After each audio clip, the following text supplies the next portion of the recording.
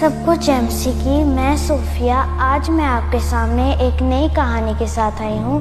ये कहानी परमेश्वर के दास अय्यूब की है जो ऊज देश में रहता था। उसके 7 बेटे और 3 बेटियाँ थी और वह ऊज देश में बहुत अमीर इंसान था।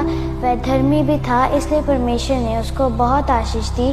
फिर एक दिन शैतान ने परमेश्वर से कहा, तेरा दास अय्यूब इसलिए तेरा भय मानता है क्योंकि तूने उसको बहुत कुछ दिया है। क्या तेरा दास अय्यूब बिना किसी लाभ के तेरा भय मान सकता है? फिर परमेश्वर ने शैतान से कहा कि जो कुछ उसका है वह सब तेरे हाथ में है, बस उसके शरीर को हाथ लगाए बिना उसके साथ जो चाहे वो कर सकता है। फिर शैतान ने अय्यूब की परीक्षा की और उसकी सारी संपत्ति को नष्ट कर दिया। लेकिन परमेश्वर जानता था कि शैतान कुछ भी करे पर अय्यूब का जीवन मेरे प्रति विश्वास योग्य रहेगा। फिर शैतान ने अय्यूब की परीक्षा की और उसकी सारी संपत्ति को नष्ट कर दिया।